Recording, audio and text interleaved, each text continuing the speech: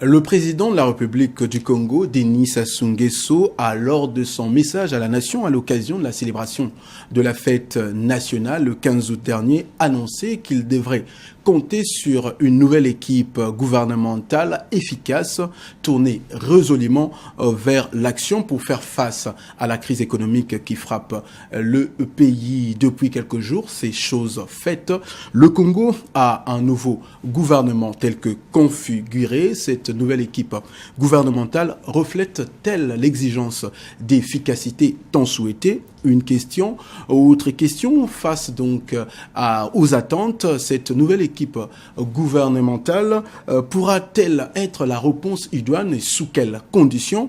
Autant des questions que nous allons aborder dans cette émission, dans notre première partie donc du débat. Aussi, vous le savez, la ville de Brazzaville a un nouvel exécutif dirigé par Christian Okemba pour les Brazzavillois. Que faut-il attendre du nouveau exécutif? Autant des questions, donc on en parle dans cette émission. Et pour en parler justement, nous avons sur ce plateau un revenant, je l'appelle comme ça parce que ça fait longtemps, il ne vient plus sur ce plateau de Presse Tribune. Il s'agit donc de Giscard Maoungou, il est journaliste, secrétaire général de la rédaction de DRTV. Merci Giscard d'être là. Mais tout le plaisir est pour moi. Alors, on peut se dire donc bon retour à la maison, on peut se le dire. Alors, il y a Ernest Jimmy, journaliste itinérant, donc il est chez les Patriotes. Merci Ernest d'être là. C'est moi qui te remercie, Serge. Voilà, Jeune Afrique Économie est représentée ici par donc notre confrère Alphonse Ndongo. Voilà, donc ça commence à être une habitude de vous recevoir dans cette émission. Tout à fait, merci Serge pour le plaisir de retrouver nos téléspectateurs et surtout pour la confiance renouvelée.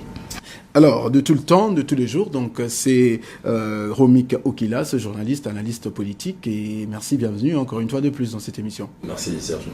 Mesdames et messieurs, vous l'avez compris, c'est votre magazine Presse Tribune qui commence, et le débat, c'est tout de suite.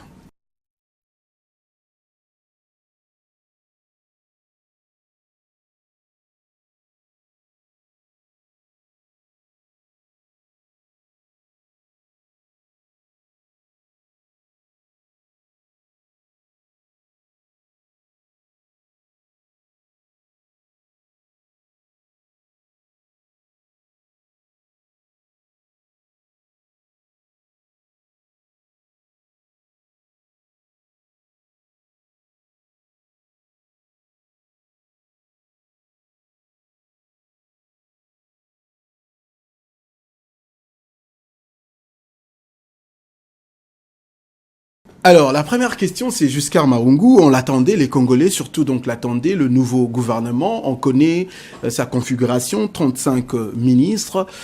Curieusement, rien que de revenants et pas de surprise. Est-ce que vous avez été surpris ou bien vous attendez à ce genre de gouvernement? Merci bien. Mais lorsque nous voyons la composition de ce gouvernement et que nous mettons le parallèle avec la tonalité du discours du chef de l'État sur la recherche de l'efficacité, et le chef de l'État, vous vous souvenez que le 14 août a parlé de l'économie, a longtemps insisté sur la crise économique, et on se disait que dans ce nouveau gouvernement, peut-être pas le chamboulement total, mais il devait avoir quand même de nouvelles têtes pour justement booster ce secteur qui, ma foi, est dans une situation assez préoccupante, mais malheureusement, on ne l'a pas vu. Il faut dire que beaucoup de Congolais, je ne vais pas me tromper si je disais que ce gouvernement a surpris quand même beaucoup de Congolais. Beaucoup disaient que forcément, il devait avoir des entrées parce qu'il faut une équipe assez efficace, telle qu'avait dit le chef de l'État. Mais malheureusement, ce sont les mêmes qui sont revenus. Pourquoi? Le secret se trouve sur le président. On va revenir sur l'efficacité. Alphonse Ndongo, on va rester un peu dans la configuration.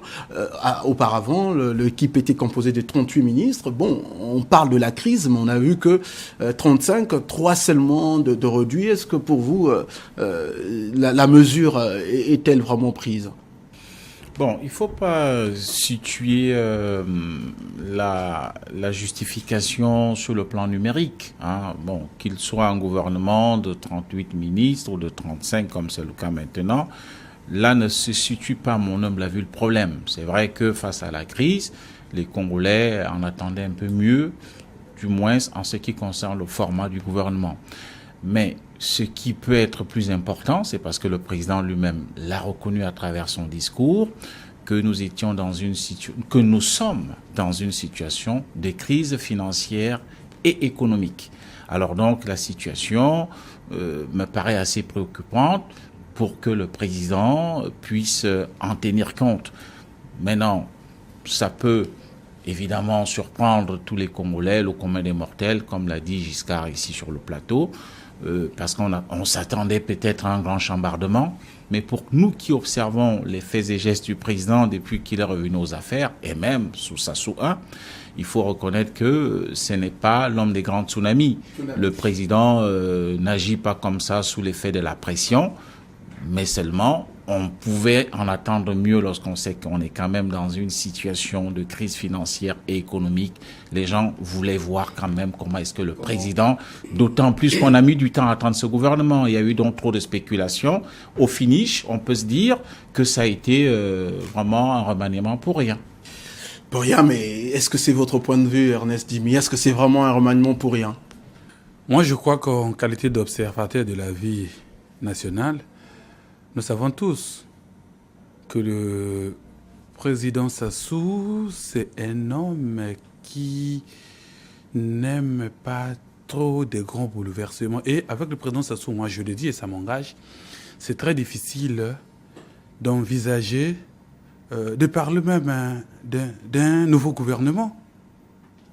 En réalité, c'est un gouvernement, justement. Des réaménagements, voilà. des petits changements. Mais je vous rappelle aussi que dans les années, je crois, 2010, quand il y a eu quelques ministres qui sont sortis, je suis parti à un reportage chez un homme politique d'ici qui dit, vous savez que moi, l'observation que j'ai faite est que si le président Sassou refait son gouvernement du numéro 1 jusqu'au numéro 30, il peut ne pas lire les noms, on peut déjà s'imaginer lesquels vont être là. Voilà. Donc c'est pour dire que je crois qu'il faudrait peut-être plutôt s'appesantir sur l'efficacité avec des nouvelles configurations comme le vice-premier ministre, avec quelques charges, avec des postes clés. On va y revenir. On va y revenir, Ernest. Je me retournais du côté de Romik Okilas, excusez-moi. Et pour vous, est-ce une surprise ou bien c'est naturel, comme disent les autres ici? Merci Sergio. C'est à lire avec beaucoup de sagesse, beaucoup de finesse. Effectivement, Giscard a fait savoir quelque chose de fondamental en baladant le micro dans le grand peuple et à la lecture de la sérieuxité du discours du chef de l'État et qui a mis les Congolais à l'attente. En fait, les Congolais s'attendaient à un nouveau gouvernement. Je veux dire, une table rase avec toute la vieille équipe. Et cependant, la nouvelle configuration pousse les Congolais à s'interroger. Mais alors le président, je vous rappelle que le président l'a bien dit, il a parlé bien d'une nouvelle équipe gouvernementale. Effectivement. Ben, aujourd'hui, vous allez constater que c'est une nouvelle équipe. Mais le problème, c'est dans le type d'homme. Et la rue, c'est un constat fait par tout le monde. On dit ce sont les mêmes qui sont revenus. L'intérêt, c'est comme a dit mon frère à côté, c'est de voir l'efficacité. À côté, nous avons la crise. Le président parlait d'un gouvernement, pour ne pas le paraphraser, un gouvernement de combat. Question, est-ce que les hommes qu'il a mis qu'il a placés sont capables de faire face à cette crise? Justement, vous parlez des hommes. Oui, allez-y. Vous allez chuter. C'est ça la question. Maintenant, le vrai problème se pose au niveau de l'efficacité. Comment nous allons apprécier l'efficacité de ces derniers? Et les Congolais le disent tout simplement parce qu'ils essaient d'évaluer leur bilan. Mais cependant, je me dis, le contexte n'est pas le même. Hier, ce n'était pas de la crise, c'était pas un problème de crise. Aujourd'hui, nous sommes dans la crise. Le président choisit des hommes. Nous connaissons l'histoire politique du pays. Dimi a su le dire. Le président Sassou, ce n'est pas quelqu'un qui casse automatiquement la dynamique et l'harmonie autour de lui. Ça, c'est un. Il les a choisis. Je pense que nous devons supputer pour savoir pourquoi ces derniers. Il y a eu des revenants. D'accord, je vais vous donner la parole parce que là, vous êtes en train d'entrer dans la matière. Oui, allez-y. Je vais chuter. Il y a eu des revenants. Moi, je pense que la vraie question qu'il faut se poser pour évoluer dans ce débat, c'est de savoir pourquoi ces derniers sont revenus. Alors, c'est vraiment ça la grande question. Là, je la pose comme ça, c'est lui qui est répondre, je l'ai dit. Est-ce ce gouvernement reflète-t-elle l'efficacité tant souhaitée? C'est lui qui veut bien peut prendre la parole. Sergio, remarquez que lorsque le chef de l'État fait son discours, il s'appesantit sur l'économie. Nous sommes dans une situation assez préoccupante, mais regardez ce gouvernement, puisqu'on se disait, donc c'est l'économie qui pose problème. Lorsque le président parle de l'efficacité, c'est avant tout, il cherche des hommes qui viendront pour booster ce secteur économique. Mais tout ce qui était dans le précédent gouvernement, qui touchait l'économie, ils sont restés dans leur poste. Et on se pose même la question, mais et pourquoi le chef d'État a remanié ce gouvernement? S'il recherchait l'efficacité économique, alors pourquoi tous ceux qui ont occupé les secteurs économiques sont restés dans le même gouvernement? On pourrait peut-être les muter, mais ils sont tous restés là. C'est pour ça que je me pose même la question. Est-ce que véritablement c'est l'efficacité qui est recherchée dans ce gouvernement-là? Oui, monsieur Alphonse? Oui, c'est vrai. On peut se poser la question de savoir pourquoi est-ce que le président a évoqué le terme efficacité dans son discours. Parce que efficacité, pour plus d'efficacité, a-t-il dit, ça signifie... Non, il a parlé d'efficacité, pas plus d'efficacité. Pour l'efficacité, cela veut dire qu'il n'y en avait pas auparavant. Et donc, tout le monde sait très bien que la situation financière et économique du Congo est assez difficile. Moi, je m'attendais franchement à ce qu'il y ait un peu plus d'efficacité dans le secteur du ministère des Finances. Moi, je passe outre la culture, certains sont partis, il y en a qui sont arrivés, mais moi, je vois beaucoup plus le secteur de l'économie et des finances.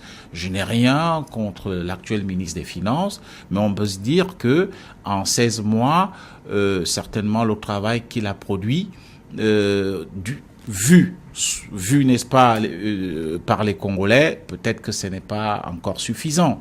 Et donc, moi, je m'attendais à ce que peut-être... qu'il y ait un renforcement, pourquoi pas avec un ministre délégué aux finances ou bien à l'économie. Je m'attendais peut-être, pourquoi pas, à sa défenestration.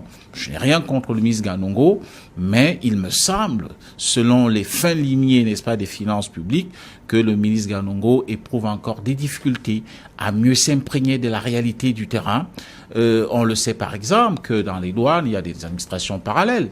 Il me semble même que le directeur général des douanes n'assiste pas aux réunions qui se tiennent, n'est-ce pas, au cabinet du ministre. Pour quelle raison? Moi, je n'en sais rien, mais en tant que journaliste de la presse économique, je pense que c'est l'une des premières fois que moi je le vois depuis que le président Sassou est revenu aux affaires. Sous Mathias Nzon, je n'en ai pas entendu parler.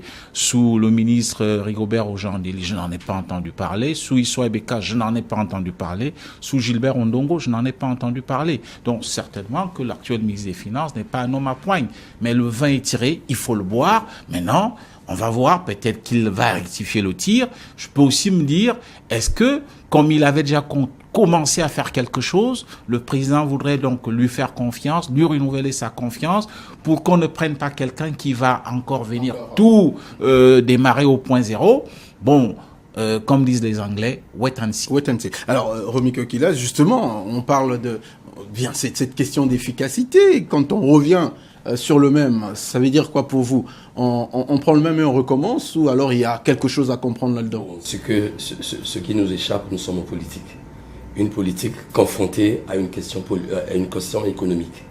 Alors, lorsque le président dit, ça c'est mes analyses, oui, allez-y. Je dis, les Congolais souhaitaient voir une nouvelle équipe, ce qui est impossible en politique. Le président est en politique, il a un courant politique. Ça, c'est la réalité. Mais donc, on dit qu'il n'y a rien n'est impossible en politique. Hein. Voilà. Et le président ne devait pas aller chercher des spécialistes à l'université, par exemple. Le défi est majeur. Lorsqu'on est en face, c'est ce que j'ai appris, lorsqu'un politique est en face d'une situation aussi grande, le choix des hommes est discret. Par rapport d'abord à la fidélité, par rapport aux compétences. Mais cependant, lorsque je vois la composition... Excusez-moi, parce que là, vous parlez de la fidélité, mais on sait bien que le président parlait de la compétence par rapport à la crise qui est économique. Il n'y a pas des questions de fidélité là-dedans. Personne ne peut accepter aller au combat avec vous si vous n'êtes pas fidèle. Ça, ce sont des principes, des critères politiques. 2. Lorsque je vois le ministre Florent Siba, par exemple, un seul exemple, c'est Florent Siba qui rentre au cabinet du chef de l'État, lui qui fut son directeur du cabinet, et c'est le ministre Aïssa qui sort pour avoir vraiment des gros portefeuilles, des portefeuilles stratégiques. et le travail, la fonction publique et je crois la province sociale, si je me... Alors, mais quelles sont ces carrures? Mais en fait, vous allez constater dans l'histoire du Congo, depuis l'évolution du chef de l'État, vous allez constater que ce sont des hommes de main. Ça, c'est ce que je me force à comprendre. Pour comprendre pourquoi le choix de ces hommes. Ce n'est pas le président qui lui dit, mais moi, journaliste, je sais de réfléchir pour comprendre. C'est des hommes qui ont traversé des moments durs avec lui. Le Congo a connu tant de crises, mais à côté, qui était là pour la sortie de la crise. Donc, lorsqu'on parle de compétences en politique, il ne s'agit pas d'aller prendre des experts déphasés, par exemple, en politique, les emmener dans un gouvernement. Mais attention, il y a des gens expérimentés. Ça, c'est au niveau de ceux-là que j'appelle des poids lourds. Les poids lourds, nous les avons vus. Florent Tsiba, le ministre Aïssa, le ministre, surtout le ministre Njumbo. Il a la clé de l'économie congolaise quelque part pour avoir à gérer. Même si on dit c'est de nouveau, mais moi j'analyse dans ce sens. Cependant, la jeunesse qui est arrivée, les gens vont se dire, mais oui, mais les jeunes. Moi, je pense que l'aspect politique, toujours, je m'interroge, je me dis, certainement, c'est des jeunes qui ont été emmenés à cette école. C'est rude, c'est dur, c'est un morceau difficile. C'est une école où ils seront initiés à braver les grands vents. C'est une initiative. D'accord, on va revenir vers vous. On reste dans cette question sur l'efficacité. On voit bien qu'il y a des gens qui n'ont pas bougé, des entrées, comme tout à l'heure, Romik parlait donc du ministre Florent Tsiba qui est revenu. Est-ce que dans les analyses, selon ce que pensent les autres, finalement, le président s'est résolu en disant que, comme disent les Américains, on ne change pas un chef militaire pendant la guerre, il faut garder le même. Comme la crise est venue avec eux, il faudra que eux résolvent cette question. Bon, la crise est venue avec eux, je n'ai aucun élément. La crise, je sais, c'est une conjoncture. Et chez lui, il faut parler plutôt de problèmes de gouvernance. Mais la crise n'est pas venue avec les gens, à ce que je sache. Exactement. Bien.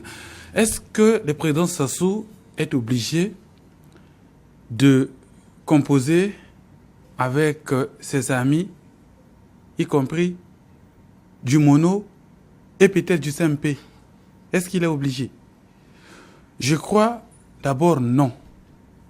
Non, c'est parce que il y a des évolutions qui se sont opérées au niveau international dans le pays qui font que la plupart sont encore dans les stades archaïques du travail au niveau de la gouvernance. Ça, c'est un élément qu'il faut prendre en ligne de compte. Maintenant, oui. Oui, c'est quoi? Oui, c'est parce que il n'y a pas au Congo un homme politique plus expérimenté en matière de gestion des cadres que Denis Sassou Nguesso. C'est vrai, il ne te connaît pas. Donc on ne s'attendait pas à ce que Sergio Lepote entre au gouvernement. Moi, est-ce que tu me dises qu'on a pris ton curriculum vitae, mais j'ai dit que ce soit pour le gouvernement. Il ne pouvait pas donc prendre des gens qu'il ne connaît pas. Il y a des gens qui ont traversé des grands moments de crise avec lui. Il sait qu'en pareille situation, un tel peut faire ceci, un tel peut faire cela. Est-ce pour cela que Firmin Ayessa quitte par exemple le cabinet pour venir gérer la réforme de l'État par exemple? Oui, ça nous allons dans le cadre. Il y a aussi des ministères importants qui vont être durement secoués pendant cette période. On parle de la sécurité sociale, on sait bien que le problème des retraités que nous avons... Tout ça, c'est les réformes qu'il faut mettre en œuvre. On peut résumer tout ça dans la réforme de l'État. Et on donne ça à Firmin Ayessa. Alors, nous savons que le Congo va en négociation avec les institutions financières internationales.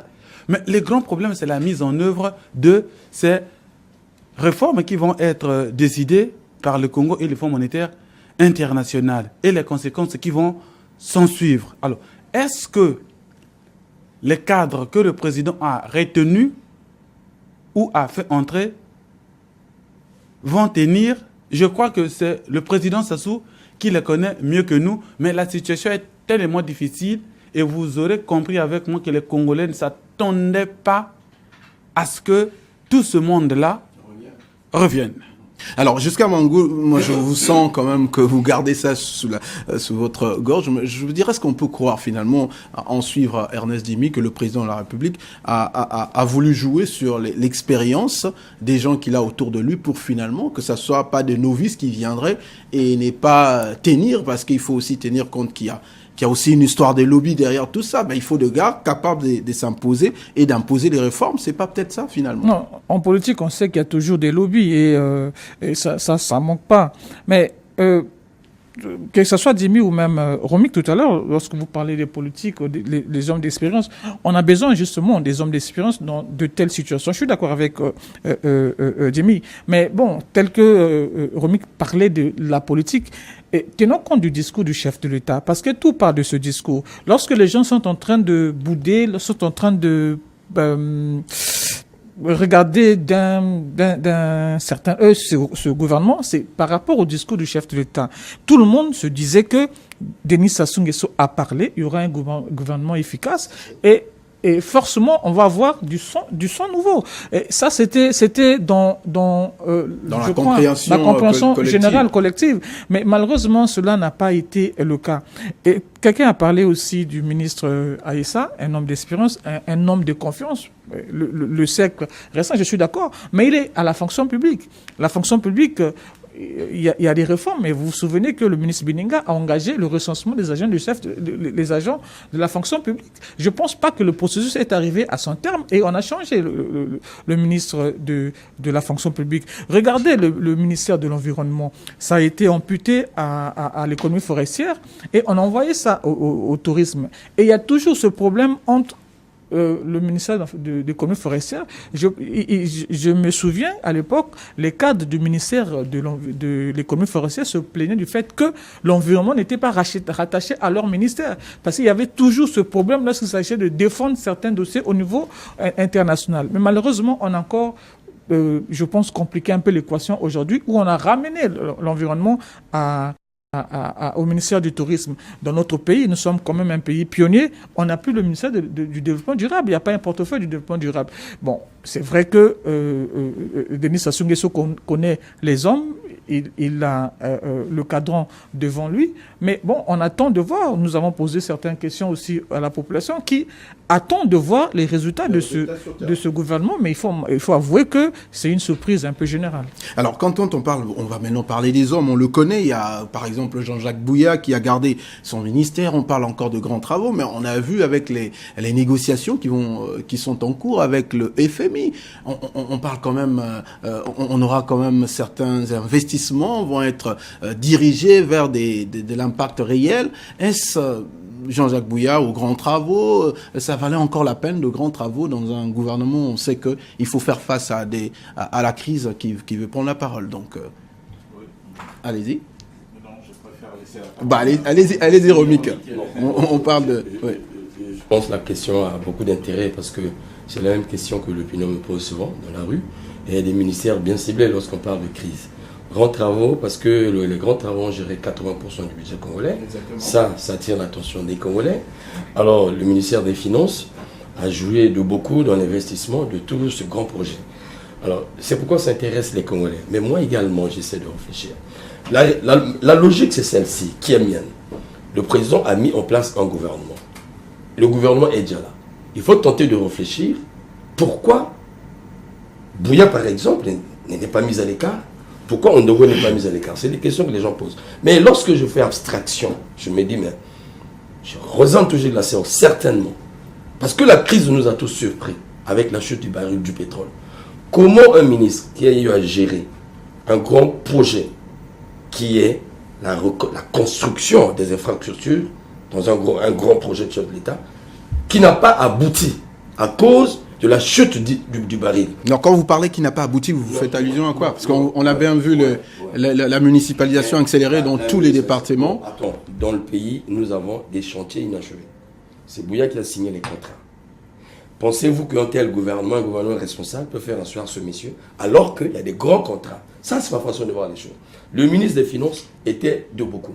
Alors, moi, je pense que aussi on traverse une crise. Mais il doit avoir un œil, un accompagnement dans ce gouvernement parce que personne ne peut répondre à ce poids, même si c'est une continuité. Mais alors là, c'est un problème parce que c'est des bagatelles, des sommes du Congo. Du Congo. Alors, monsieur Alphonse Ndongo, excusez-moi, on va donner la parole à monsieur Alphonse Ndongo. Ben, quand on parle qu'il faille ces hommes-là pour suivre, c'est comme si monsieur Romik ne pense plus. D'ailleurs, il a dit la continuité de l'État. Oui, au nom de la continuité de l'État, certains ministres méritent d'être là. On ne peut pas leur empêcher. On ne peut pas empêcher au président de la République, de par son pouvoir discrétionnaire, de faire confiance à certaines personnes. Mais moi, je pense, dans ce contexte de crise, j'insiste là-dessus, le nom de Jean-Jacques Bouya est un peu beaucoup cité quelquefois à tort ou à raison, je n'en sais rien, en attendant qu'un jour il y ait vraiment des audits. Quand je dis des audits indépendants, certifiés par des cabinets de renommée eux-mêmes internationale.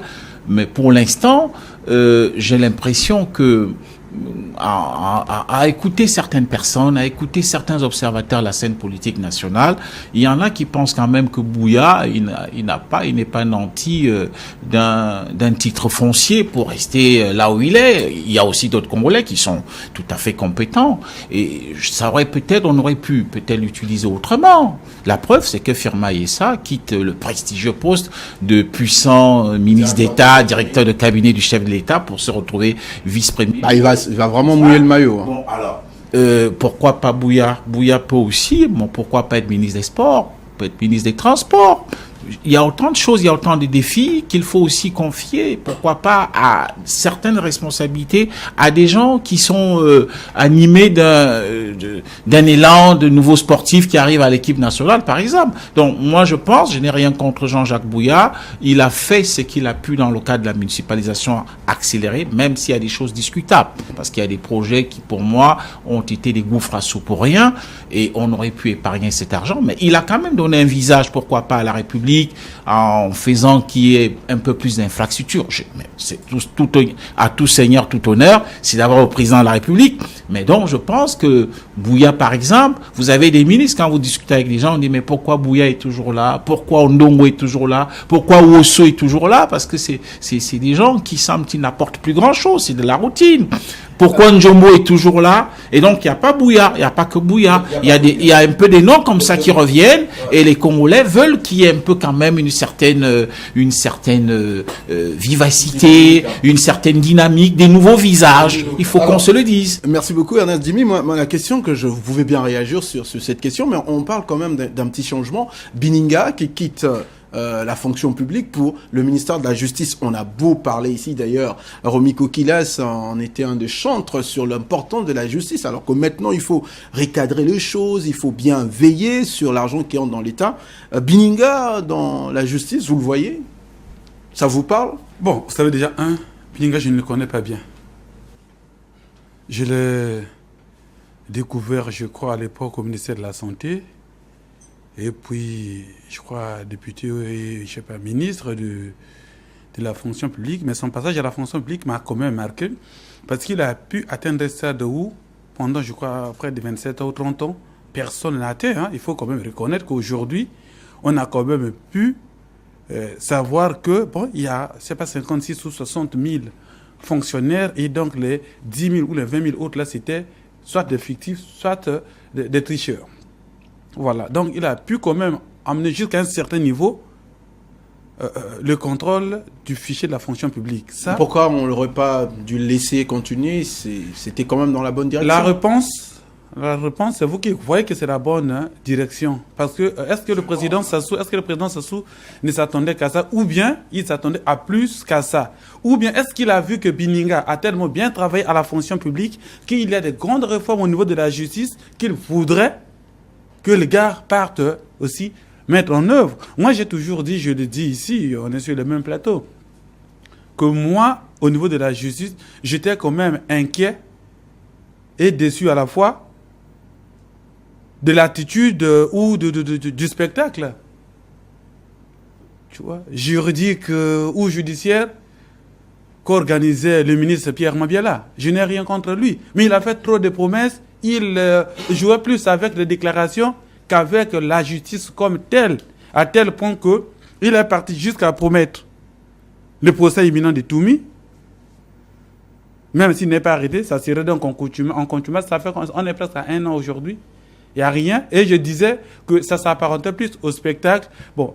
Et il était mieux là où il était, par exemple, à la réforme frontière, au domaine public, là où il est réparti. Donc pour moi, je crois que c'est sur la base de certains éléments d'appréciation que le président se s'est rendu compte que Kousou Mavungu, au domaine public, en tout cas, par rapport à la situation actuelle, c'était du n'importe quoi. Il fallait qu'il parte peut-être ailleurs, que Mabiala revienne, et peut-être que Bininga quitte la fonction publique, qu'il vienne peut-être appliquer les réformes comme il les a faites au niveau de la fonction publique, notamment dans les cantons. Allez-y, réagissez. Oui, Sergio, pour ajouter à la réflexion de Dimi, il se dégage clairement que les nominations chez nous sont fondées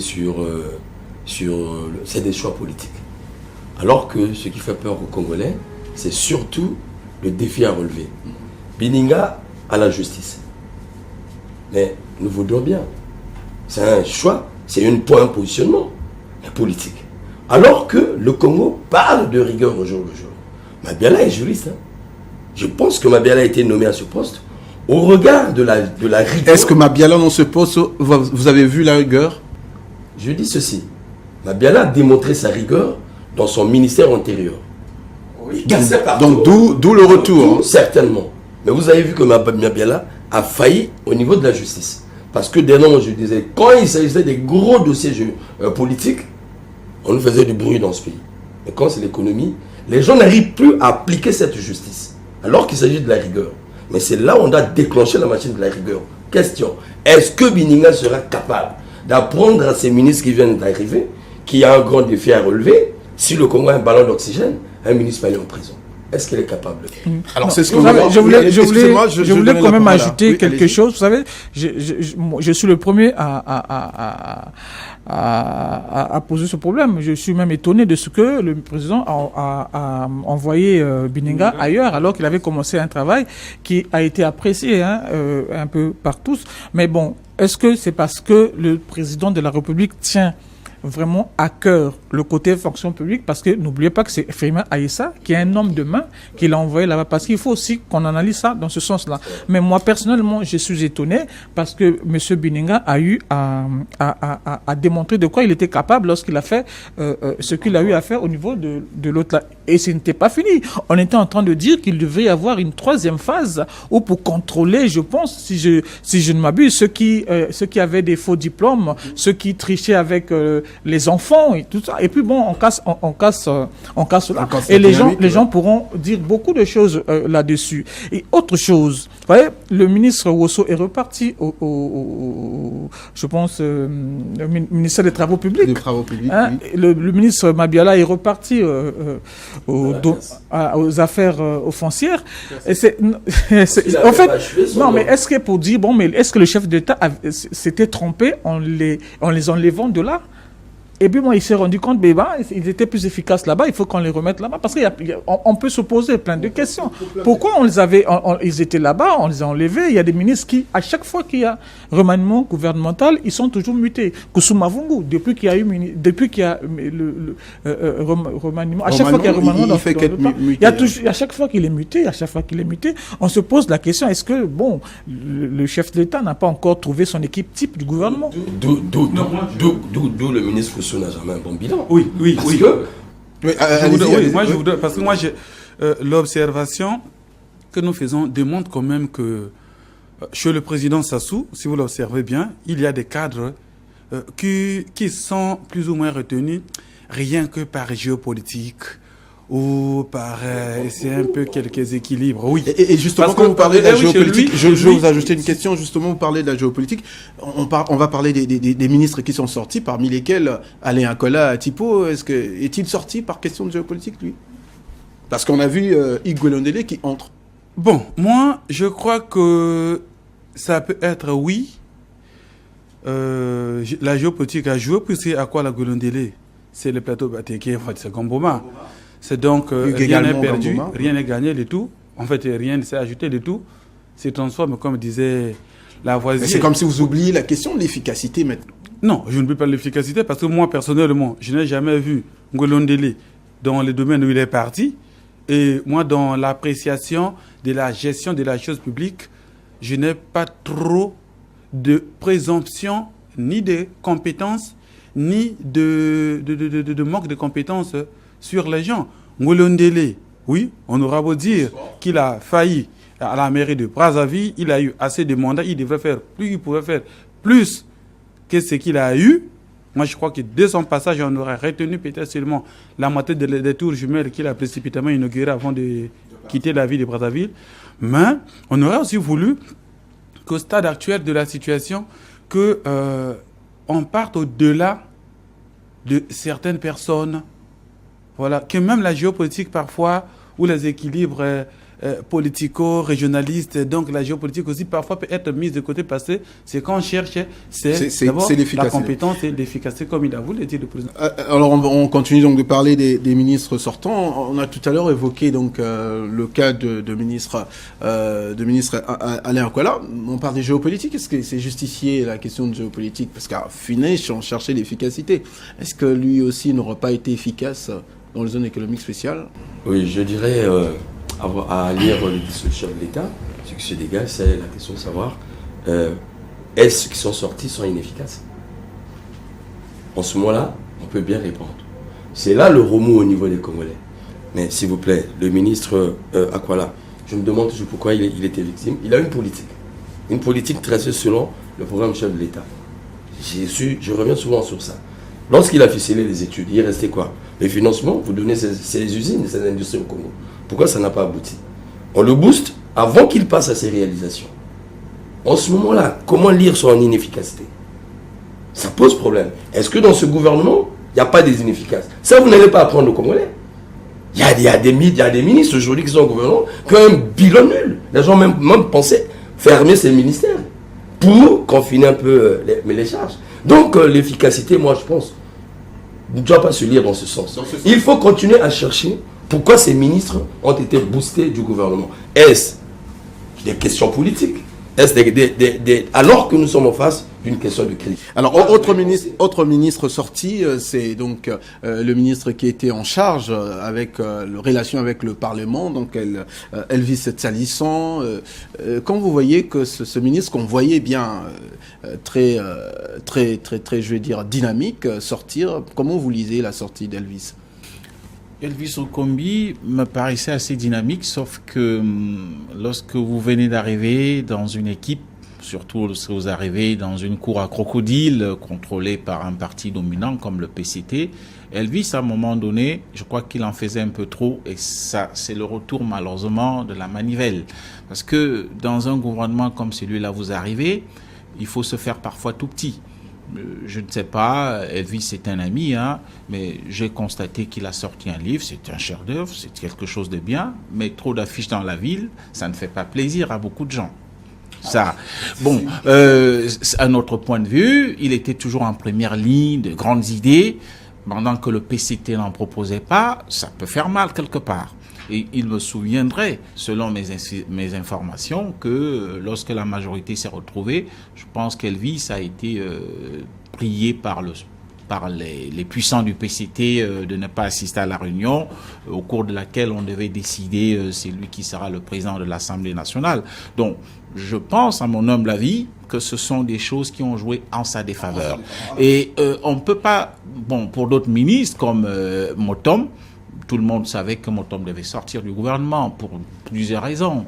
Pour des raisons peut-être de compétences, des raisons, pourquoi pas aussi, d'assainissement même de sa vie, n'est-ce pas, sociale, et des choses qui ne surprennent pas. Quant à la sortie d'un ministre comme Alain Akwala, ça peut surprendre. Mais ça peut surprendre ceux qui ne suivent pas, parce que j'ai l'impression que Akwala, il est plutôt victime de la politique politicienne. Absolument. Il me semble qu'il y a eu trop de commérage autour de lui. Les gens l'accuseraient d'alimenter certains réseaux à l'extérieur, en information.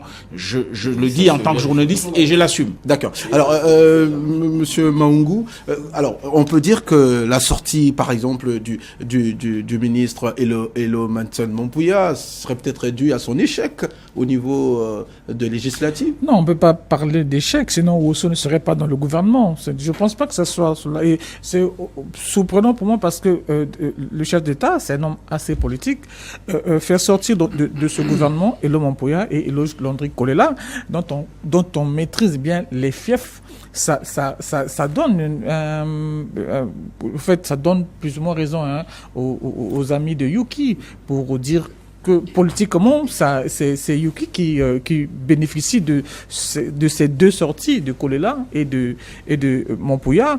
Et je suis aussi d'accord pour Alain Akwala, qui avait commencé. Les S, c'est un peu son bébé. Hein. Et lorsque nous avons vu Kousouma Vungu prendre les zones d'économie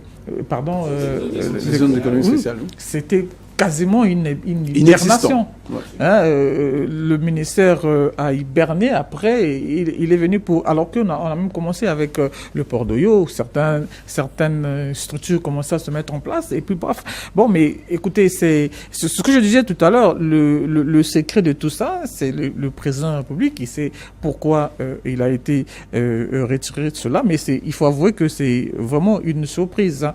Surprise pour moi aussi, pour Elvis. C'est vrai que avec son histoire de la nouvelle majorité, de bousculer les codes et tout ça, mais écoutez, et ce sont les idées qu'il était en train de mettre. Et le domaine de la politique, c'est le domaine des idées. Quelqu'un qui est en train de mettre des idées comme ça, il faut combattre ces idées-là. Il ne faut pas parce que, il a été le premier, il a été ceci, parce qu'il était un peu plus, quand on va commencer à dire, mais qu'est-ce qu'il veut montrer, il faut bien qu'on puisse lui montrer de quoi nous sommes capables, parce que le pouvoir, entre guillemets, nous appartient.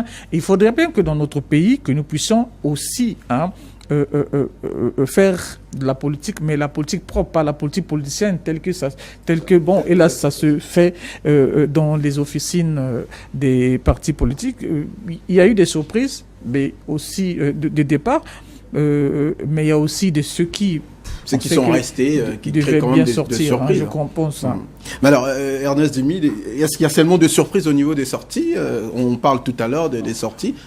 Moi, au niveau des sorties, il y a des ministres dont la sortie ne peut même pas me surprendre. Alors, comme quel ministre, par exemple? Moi, je parle de Benoît Bati. Moi, je ne sais pas si vous, Sergio, vous le connaissez. Ancien président de la commission plan. Et je connais bien. Mais en tout cas, l'économie numérique, il est passé totalement inaperçu. Et moi, je me demandais à quoi ça servait. Et je crois qu'à la dernière émission, j'ai dit ici, est-ce qu'on ne pouvait pas rattacher ça au ministère des Postes et Télécommunications? C'est ce qui s'est passé, c'est une fois d'abord dire que peut-être qu'on a aussi suivi quelque part et parfois le président peut tenir compte de ce qui s'est dit ici. Voilà pourquoi il faut que nous prenons ce que nous disons parfois au sérieux.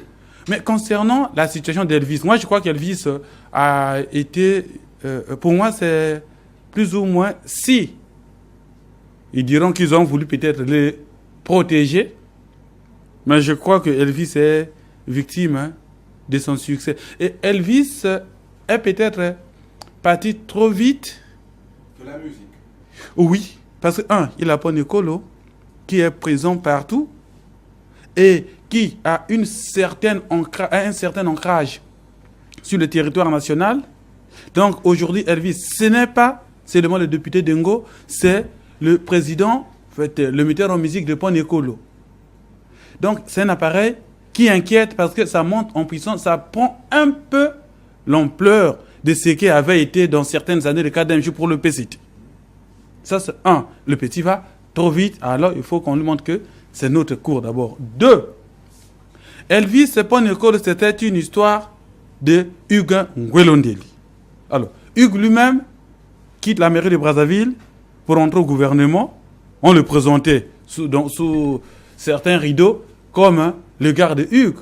Donc, Hugues lui-même, ayant pris le goût de venir au gouvernement, c'était tout à fait normal. Mais toi, ta place, c'était Elvis. Hein? Donc, si tu rentres, donc, le petit va couler. Et puis ensuite, Elvis avait été incompris. Elvis est arrivé un peu comme Lumumba. Il est arrivé peut-être trop tôt et il comprenait mieux que certains loups, mais malheureusement le pouvoir à ces gens qui ont la décision sur le devenir des autres, parce qu'il était en contradiction avec certains cadres, rien que pour la vision, mais ces cadres-là se présentent comme les tenants du pouvoir qui ne peuvent pas accepter d'être humiliés jusqu'à un certain degré. Donc Elvis devrait être sacrifié. On vous en croit. Oui, allez-y, réagissez. Dans ce sens, si on fait bien les analyses, moi je vois cette vague des jeunes. Et la vague des jeunes qui a intégré le gouvernement. Je disais souvent, Elvis il est rare dans son genre. Il vient au gouvernement en tant que leader, pas en tant que ministre, qui vient simplement pour exécuter. Il a une vision politique qui est contraire, comme Dimi a dit, à la vision du grand parti. Il y a déjà un couac. Mais il vient pour servir le chef de l'État comme le grand parti. Et lui aime innover. Il est sur le plan des idées. Or, nous sommes dans un système où les idées semblent être figées. Il y a déjà des plans tracés. Mais quand vous amenez quelque chose de nouveau, ça bouleverse le système politique.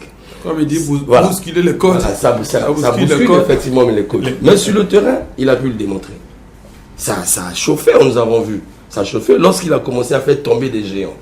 Mais les politiques congolais, les vieux, ont peur de l'ambition du jeune. Mais cependant, quelque chose qu'ils oublient, c'est sa nature. C'est ce qui lui est intrinsèque. Parce que j'essaie de lire dans le milieu politique congolais au niveau des jeunes. Rares sont ces jeunes-là qui ont sorti leur tête avec une idéologie politique. Sinon, des ministres, administrateurs. Lui, c'est un leader. Donc, je me dis, c'est aussi une école pour lui. C'est ça aussi. Bon. Ce qui est vrai, la flamme reste. Mais en tout cas, la question que je peux se poser aujourd'hui, comment Elvis va servir le chef de l'État, qu'il prend souvent. Et Elvis doit comprendre que c'est un test aussi pour lui, un test politique, pour que ce monde sache, lise en lui, la fidélité qu'il a pour le chef de l'État. Mais en tout cas, c'était la révélation, franchement je le dis, en milieu jeune. C'est comme Lumumba, il est arrivé tellement vite avec les idées, il n'a pas été... Il a été broyé. Oui, monsieur Alphonse, oui, allez-y. Ce que vient de dire Romik, c'est que moi j'ai l'impression que Elvis a commis une erreur tactique. Parce que s'il avait la jugeote politique, il aurait pu lire comment est-ce que Okombi, qui a démarré quasiment dans le cadre de la même mobilisation, là où Okombi se retrouve. Donc, s'il avait tenu compte de cela, il se serait mis dans cette peau en se disant, je ne voudrais pas être craint par les gens du PCT au point de dire, on ne sait jamais, il peut devenir un renégat demain. Donc ça, sur ce point, il a manqué de jugeote politique. Il allait un peu trop vite, comme tu le disais d'entrée de jeu, plus vite que le son de la musique.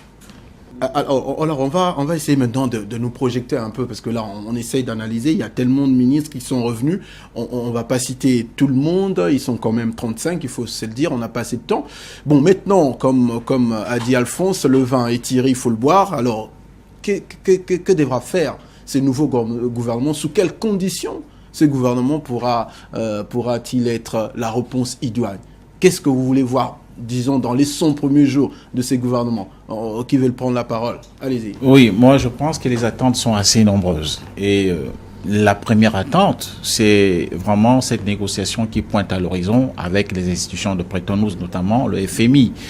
Et là, on attend pour voir ce que ce gouvernement pourra nous présenter comme avenir, n'est-ce pas, microéconomique, avenir macroéconomique du pays. Les gens s'inquiètent. Est-ce qu'on va réduire les salaires? Est-ce que certains avantages dont bénéficient les fonctionnaires seront toujours en vigueur? Est-ce que les pensions des fonctionnaires pourront certainement être payées? Est-ce que les bourses des étudiants, est-ce que l'université Mariam Gouabi va reprendre comme il se doit? Est-ce que le CHU va revivre comme il a toujours été, sans grève? C'est autant de choses, et donc sur le plan social, les attentes sont vraiment nombreuses. Si un ministre qui est dans ce nouveau gouvernement ne le comprend pas, ce serait franchement fatal. Et c'est pourquoi je peux rejoindre un aspect évoqué par Giscard sur ce plateau. Je ne peux pas comprendre qu'un ministre qui avait commencé déjà à faire un travail à la fonction publique, ce que le Fonds monétaire d'ailleurs va nous demander, c'est-à-dire quel est à peu près le nombre exact de fonctionnaires qui émarchent au fichier sort de la fonction publique, on va le demander. Et je peux me demander, est-ce qu'alors le président a voulu envoyer un politique là-bas pour essayer de ne pas soulever, n'est-ce pas, parce que je pense que Bininga avait beaucoup plus la carrure, le doigté d'appliquer les choses dans toute leur rigueur. Bon, est-ce qu'Aïssa, qui connaît un peu comment le président fonctionne, ne va pas jouer ce rôle d'amortisseur? Mais dans le cas d'espèce aujourd'hui, les Congolais attendent beaucoup de ce gouvernement pour que les salaires soient payés comme ils l'ont toujours été auparavant, pour qu'on nous annonce enfin de bonnes nouvelles. Alors, Des bonnes nouvelles, c'est peut-être certainement ce que va annoncer Ernest Djimi sur la question. Non, moi je n'ai pas de bonnes nouvelles à donner aux gens. Je ne suis pas à l'exécutif. Je sais que vous n'êtes pas pasteur, mais... Ouais, mais je crois que aujourd'hui, lire les priorités de ce gouvernement, elles sont connues de tout le monde.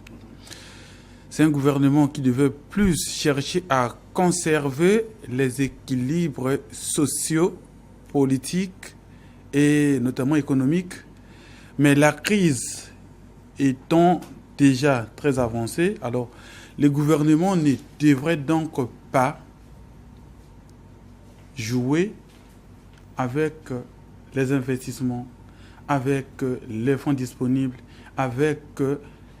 c'est-à-dire dans la gestion, il faudrait une véritable échelle de priorités dans la résolution des problèmes. Alors, il faudrait qu'au niveau de l'équipe gouvernementale, que des soupçons, des querelles du genre, non, tout est fait par les grands travaux, se taisent. Parce qu'on avait atteint les stades où, même dans les activités officielles, quand vous lisez les discours de certains ministres qui venaient tenir leur discours du point de vue politique par rapport à l'inauguration ou au lancement des travaux, on lisait en filigrane quelques cris de mécontentement. Je veux vous reprendre juste un cas à l'inauguration de l'usine, par exemple, de Fospac à Dolisie. J'étais présent. Les gens se souviennent de ce qui était dit par rapport à cela, par rapport aux grands travaux et aux autres. Donc c'est pour dire, à ce stade, le gouvernement a des priorités. En dehors de la crise, en fait, il y a plusieurs crises. Il y a la crise économique et financière, Alphonse l'a dit, et puis il y a la crise que nous considérons dans le pool. Vous voyez, alors, l'une peut jouer de telle sorte que l'autre s'achève ou se complique. Aujourd'hui, s'il peut arriver que le CFCE, par exemple, reprenne, s'il peut arriver que le nouveau ministre, le nouveau haut commissaire non ministre à la réinsertion, puisse bien travailler dans la réinsertion des ex-combattants dans des ninjas. Le processus était lancé depuis Ngakala, il y a eu Dabira, et puis actuellement c'est Landry Kolela. Alors, si tout ça peut être géré comme des priorités en conformité avec ce que va demander le Fonds monétaire international, je crois qu'on pourra avancer. Sinon, si les ministres que nous connaissons congolais, alors, se mettent d'abord dans des disputes en interne, du genre mission à l'étranger, oh non, le Premier ministre ne donne que 1+3, c'est-à-dire le ministre, avec 3 collaborateurs seulement, alors qu'ils en veulent 12. Alors, si on se met dans cette petite situation, le Premier ministre est contre moi, parce que quand je vais sortir, il ne veut pas les questions, c'est pas de sortir. Pour qu'on soit efficace, il faut que le Premier ministre demande, vous allez en France, oui, faire quoi? Et l'impact social, c'est quoi? L'impact économique, c'est quoi? L'impact financier, c'est quoi? Donc, il faudrait éviter de naviguer à vue que les programmes soient cohérents et respectés. Et ça, le Premier ministre et son vice-premier ministre ont du pain sur la table. Alors, d'accord, vous allez parler, mais moi, j'allais juste vous poser, peut-être, vous allez prendre la parole, juste vous poser une question polémique pendant que vous parlez de ce qu'on s'attend. Comment vous avez compris quand même des ministres qui festoyaient parce qu'ils sont reconduits alors que nous sommes dans une question de crise? On a vu sur Facebook. Écoutez, c'est dommage que certains cadres, parce que vous savez, lorsqu'on est ministre, on est cadre, on représente plus ou moins toute une société, dont la manière d'être, dans votre comportement ici, ça compte. Et bien, lorsque nous constatons cela, on ne peut qu'être désolé. Mais je voulais revenir sur le programme. Qu'on le veuille ou pas, c'est un nouveau gouvernement. Le Premier ministre devrait logiquement présenter son programme d'action, article 103 de la Constitution. Nous allons nous baser sur cela. Écoutez, c'est un nouveau gouvernement et la Constitution me dit que l'article 103, à chaque fois qu'un gouvernement entre en fonction, avant que le gouvernement entre en fonction, le Premier ministre devait présenter son programme d'action, devant l'Assemblée. Bon, ça c'est connu. Et puis bon, on sait que le président de la République a... Mais je vais peut-être vous couper, excusez-moi, mais on a toujours vu ce programme. Mais la question maintenant, comment devrait-elle? Parce que on a parlé de l'économie ici. Les chapelets des bonnes cette Alphonse tension a qu'ils parlé de n'ont jamais l'économie, réalisée. a parlé de l'autre là, il y a l'économie, il y a le social. Mais moi, En je termes pense, d'éthique, excusez-moi. oui, justement, moi, d'éthique, c'est même sur ça que j'allais venir. Moi, je pense que le chef de l'État, lorsqu'il a été élu, il a basé son mandat. Son mandat est basé sur la rupture. C'est le terme rupture. Il faut qu'il y ait véritablement cette rupture de mentalité, parce que bon, qu'on le veuille ou non, nous avons la facilité endémique dans notre pays, la corruption, et c'est entre autres aussi des actions qu'il faudrait bien que ce gouvernement puisse s'y atteler en dehors de ce que déjà, parce que je reviens pas sur l'économie, je reviens pas sur les aspects de société, mais je pense aussi qu'il faut maintenant qu'on puisse commencer à parler de cette rupture, parce que jusque-là, ma foi, la rupture n'est que dans les slogans politiques. On va terminer avec vous rapidement, avant de parler de la mairie de Brazzaville et quelques mairies qui ont de nouveaux dirigeants. Oui, je commencerai par ce geste qui m'a bien plu. Je suis tombé sur une page hier. C'est un jeune ministre qui pense que c'est une victoire. Vous voyez le niveau d'enfantillage, il faut le dire. Le ministre est un homme du peuple. Il ne mesure même pas le poids de la dette congolaise. Il ne mesure pas comment ce que les appellent les poids lourds. Il devait avoir peur de côtoyer, cette fois-ci dans le gouvernement, des gens comme les Ayessa, des gens comme les Florent Siba. Souvent, je reviens à ces messieurs parce que, à mon âge, j'étais jeune. J'ai vu les efforts. En fait, qui a géré le plan quinquennal? C'était une réussite. C'était la première tentative. Une réussite. Voilà. Et je vous en prie, Donc, non, je vois l'expérience des hommes. Mais Vraiment, c'est une aujourd'hui, première. là n'est pas le débat. Là n'est pas le débat, mais je voudrais dire à nos jeunes, fini avec l'enfantillage. Ce n'est pas une victoire. Ils sont, j'ai dit au départ, ils sont cette fois-ci à une école d'initiation, mais qui n'est pas facile. C'est là où ils vont comprendre ce que c'est la politique. La crise peut susciter beaucoup de remous. Donc c'est un défi, d'où on parle de challenge. Mais s'ils sont encore sur leur laurier, parce que la chose a été donnée aux jeunes, malheureusement, et beaucoup de gens pensaient que certains devaient partir. Mais il faut qu'il y ait une continuité, il fallait garder ces jeunes, mais ce n'est pas une victoire face à la crise. Alors, je vous en prie pour chuter.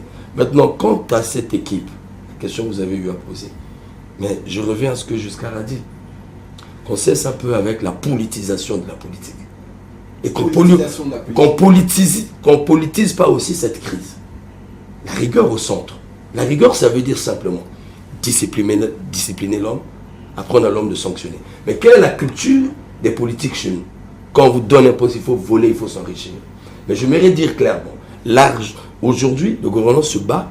Le Congo a tendu la main au FMI. Mais cette fois-ci, si on a un ballon d'oxygène, il faut que les mentalités changent. Mais qui va changer les mentalités de ces derniers?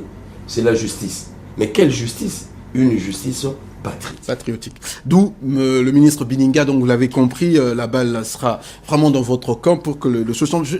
Vraiment, c'était une question qui m'arrive comme ça. Je veux que chacun une question directe, une réponse directe. Comme ça, on va passer dans notre deuxième débat. 100 jours après, on sait que le 100 jours, c'est toujours un timing accordé à une direction pour montrer sa bonne foi ou son efficacité. Est-ce qu'on peut espérer, si 100 jours rien ne marche, que le président change un autre gouvernement? Rapidement, une question. Je ne crois pas. Le président n'est pas habitué des chamboulements de ce genre. Ernest Dimi? Je crois qu'il ne peut pas le faire parce que, comme l'a dit Alphonse, le président ne peut pas couper casser la glace. 100 jours, c'est la période test. Je ne pense pas que le chef d'État changera le gouvernement. Pour les 100 jours? On parle du gouvernement est une religion. Tout est cadré, fixé par rapport à la demande du Congo et FMI, c'est tout. Exactement. Merci beaucoup. Donc, on a fini ce premier débat. Vous pouvez continuer le débat. Nous, on va continuer donc pour parler de notre deuxième sujet. On parle de la ville de Brazzaville et d'autres mairies qui ont de nouveaux dirigeants. Et c'est tout de suite.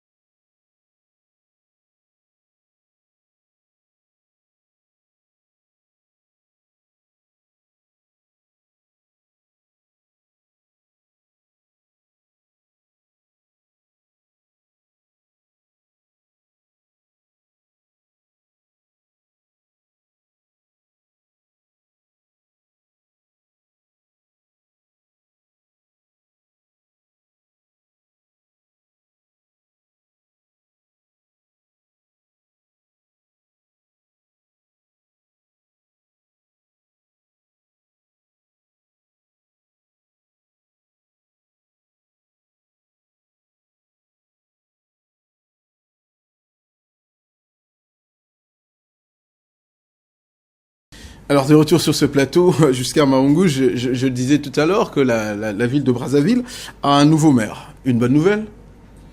Ben écoutez, une bonne nouvelle parce que bon, on va pas se le cacher, hein, le bilan Ngolondele est vraiment, je vais être un peu sévère avec lui. C'est un bilan qui déçoit beaucoup de Congolais, hein, et beaucoup de Brazzavillois, pardon. Mais bon, il y a aussi des circonstances atténuantes parce que toutes les municipalités avaient ce problème de financement, hein. Les conseils municipaux avaient ce problème. À ce moment-là, bon, c'est pour lui la circonstance atténuante pour ce mandat, mais il a eu des mandats précédents où il y avait assez d'argent. Hugues Ngolondele n'a pas pu faire ce que les Brazzavillois attendaient de lui. Monsieur Okemba, on l'attend sur le terrain pour le juger, hein. Alors, Ernest Jimmy, Christian Okemba, c'est qui finalement pour les gens qui nous regardent? Ils sont peut-être pas à Brazzaville ou au Congo, mais c'est qui finalement Christian Okemba? Christian Okemba, j'ai entendu parler de lui comme enseignant, je crois qu'il doit être universitaire. Christian Okemba, je l'ai découvert à Agir pour le Congo, puis au MDZN. Christian Okemba, je l'ai connu en 2012 quand il était candidat aux législatives à Djiri 2 et il est parti, je crois, au deuxième tour avec un candidat du PCT, en l'occurrence, et Epiphane Kidje. Voilà. Mais je l'ai vu aussi actif dans le rassemblement du oui au changement de la République. Voilà. C'était lui, je crois, le coordonnateur ou le... il doit être le coordonnateur, oui. Voilà, donc c'est ça. Merci beaucoup. Alphonse, je pose la question. On a quand même vu dans son livre qu'il a écrit sur son parti, le PCT, Parti Congolais du Travail. Et là, il fustigeait quand même qu'il n'a jamais été rappelé par son parti pour lui poser telle question sur la gestion de la ville de Brazzaville, comme pour imputer la faute à son parti. Aujourd'hui que nous avons Christian Okemba, je rappelle qu'il est coordonnateur d'une structure alliée au Parti Congolais du Travail. Est-ce qu'on peut s'attendre que la chose-là change parce que le parti a eu quand même un nombre de conseillers au niveau de Brazzaville, surtout au niveau sur l'étendue du territoire national, si je m'abuse, près des 400 conseillers départementaux et municipaux pour le Parti Congolais du Travail, tout le poids de ce parti dans la gestion des grandes villes, notamment du pays. Oui, Sergio, tu fais bien de poser la question. On va voir le nouveau maire à l'œuvre. Mais s'il faut parler aussi de son prédécesseur, puisqu'on ne peut pas parler du nouveau sans parler de l'ancien, où tu me le dis qu'il a sorti un livre, je me souviens avoir assisté à cette cérémonie. Mais non, on attend beaucoup du nouveau maire. Parce que l'ancien, je peux bien me poser des questions. Si Okemba pourra faire mieux que Ngolondele, on sait quand même que Ngolondele n'est pas n'importe qui, c'est quand même le genre du président de la République. Si lui n'a pas pu avoir des moyens, parce que Hugues se plaignait tout le temps, à chaque fois qu'on pouvait le rencontrer, il nous disait qu'il n'avait pas de moyens, les moyens de sa politique.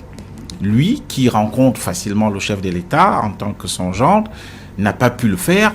Je ne sais pas comment Okemba va faire pour avoir les moyens, pour pouvoir, n'est-ce pas, mettre les Brazzavilloises et les Brazzavillois dans des conditions tout à fait de vie citadines qui sont tout à fait adéquates. Je peux me poser des questions. C'est ça mon problème aujourd'hui. Quel sera le miracle que pourra opérer M. Okemba? Je n'en sais pas grand-chose. On va le voir à l'œuvre. Mais je peux seulement retenir une chose, que là aussi c'est le jeu de la politique qui a pu, n'est-ce pas, amener Okemba là où il se trouve. Il faudrait qu'on arrive à un système, à mon humble avis, de gouvernance de la cité qui est tout à fait en conformité avec les standards.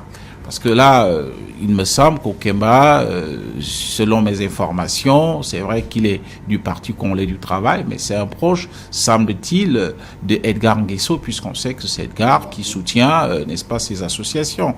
Bon, est-ce qu'il est là pour service bien rendu, notamment, comme l'a dit Dimi, le référendum et autres qui ont facilement pu faire qu'on passe ces étapes sans trop, n'est-ce pas, d'ambiguïté. Est-ce qu'il est là de par son efficacité? Nous allons voir tout cela, mais je peux me poser la question, est-ce que lui, il pourra faire mieux que Hugues dans ces conditions? On va voir, peut-être qu'il va s'appuyer sur son parent politique pour faire mieux que Hugues. Belle passe pour moi, c'est justement la question que je posais à Romy Kokila, est-ce que Christian Okemba peut faire mieux que Hugues? Naturellement, bon, c'est prématuré de le dire au regard du bilan de Hugues, parce qu'il a son plus beau cadeau, c'est ce bilan négatif. Parce qu'il faut le reconnaître, Hugues a lamentablement déçu les Brazzavillois, dont tout le monde d'ailleurs, c'est pas seulement la mairie. Je le dis avec détail, j'ai bien suivi l'action de la mairie depuis toujours. C'est une entité qui a battu les records des grèves dans ce pays. Au moment où nous avons la manne pétrolière, là-bas, c'était déjà la grève. La mairie n'a pas pu léguer aux Brazzavillois, Hugues n'a pas pu léguer aux Brazzavillois un cimetière privé jusqu'à aujourd'hui. Et Tatolo fermé depuis 2000, je crois, c'est public. Alors, l'électrification de la ville de Brazzaville, niet, le transport urbain, à peine on tâtonne, il y a trop de problèmes. L'assainissement, problème. Donc finalement, on se dit, qu'est-ce que Hugues lègue à la mairie? Rien qu'à voir le bâtiment de la mairie. Faites attention quand vous rentrez, vous avez le 2e niveau, les toilettes c'est du bourbier. Vous avez encore des impacts des balles du 5 juin. C'est pas possible. Alors, voilà Hugues au sport. Alors que le sport est totalement malade, il faut l'exhumer, il faut le ressusciter. C'est la même politique. Maintenant, celui qui arrive, il doit comprendre que la mairie est inclue dans les grands défis à relever. Donc à côté, il y a la crise nationale, mais la mairie est une grande crise. Alors, est-ce qu'il va relever? Mais sinon, ce qui m'a étonné, comme a dit Ndongo, curieusement, ce monsieur, pas trop connu par les Brésiliens aussi, je me demande s'il est trop connu par les générations de la mairie. Quand je dis Brazzavillois, ceux qui le connaissent sont ceux-là qui ont le flair politique. Voilà, il faut donc qu'il s'adapte. Ça, c'est de un. Mais peut-être avec Okana à côté, parce qu'Okana a eu déjà des prouesses. Okana, ouais, il faut le souligner parce que, voilà, quand on m'a balancé par WhatsApp, à peine, je me suis rendu compte que Okana passe, Marius Okana passe, deuxième, je crois, voilà, premier vice-président. Lui au moins, il accompagnait Hugues Golondeli. Dans cette ville, voilà, dans la casse, il fallait réglementer la vie, il fallait susciter, c'est-à-dire qu'une belle ville, enlever toutes les carcasses. Mais curieusement, le Congolais n'aime pas ça. Très vite, on a tué son action. Mais il fallait que Hugues parte pour que Okana entre. Parce qu'en fait, c'est eux qui ne voulaient pas de ça. Et ça, les journalistes le savent, on a contrôlé tout ça. Maintenant qu'Okana est là, Okana doit faire monte. Donc, l'actuel maire doit travailler sur la base négative laissée par Hugues. En ce moment-là, nous attendons Hugues sur le plan du sport. Alors, on va donc... Oui, vous avez c'est vrai qu'il est tenu à travailler, mais j'ai bien peur qu'il soit un maire sous-traitant, parce que pour service rendu à partir de son M2NR... Oui, justement, j'ai bien peur qu'il soit un maire sous-traitant, comme aussi le maire de Pointe-Noire et même de Dolisie, parce que le maire de Pointe-Noire, c'est la DNR. Même si c'est un PCT, le maire de Dolisie, c'est un maire DNR, même si c'est PCT. Il faut bien craindre que ce soit des maires sous-traitants qui rendront compte à ceux qui, à leur montant, au lieu de vraiment travailler. Ça, c'est un aspect. Il y a un autre aspect. Vous savez, la mairie de Brazzaville, c'est à peu près, on va dire, 15 milliards d'arriérés à la SNCS. La mairie de Pointe-Noire, c'est à peu près 3 milliards d'arriérés à la SNCS. Toutes les mairies sont en difficulté financière. Et malheureusement, c'est cette fiche que Hugues Ngolondele a légué pour Brazzaville au nouveau maire.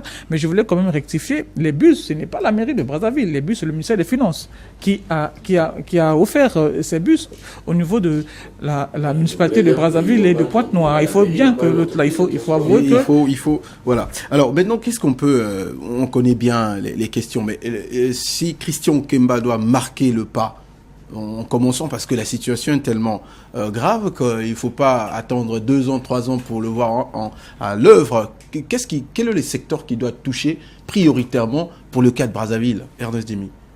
En réalité, à Brazzaville, par où il va commencer? Et Christian Okemba ne doit pas venir en tant que quelqu'un qui est récompensé pour service rendu lors du référendum constitutionnel, des mobilisations et autres. Il doit venir en ouvrier, en travailleur, parce que si déjà avec Hugues, Alphonse l'a dit ici, qui peut manger sur la même table avec le président de la République les soirs et essayer un peu d'aborder certaines questions de la République. Ça s'est resté comme ça. Bon, lui, est-ce qu'il est plus proche peut-être de ces milieux que lui? Bon, il a dit qu'il a Edgar. Mais est-ce que ça suffit? Ça ne suffit pas.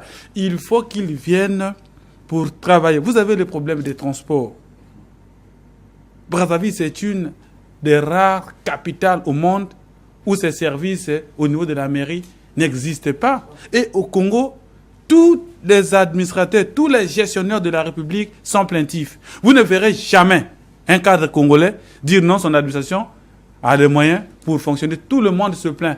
Et vous allez voir que s'il vient, comme ses prédécesseurs, comme tous ces administrateurs, quand il arrive, alors, au moment où à la mairie, on manque même de rames, on manque même de gasoil, il a un groupe électrogène de 30 millions qu'il envoie chez lui à la maison, il a ses propres coasters qui font le transport urbain, donc ils ne vont pas penser à... Alors, s'il vient dans ces contextes, il va totalement échouer.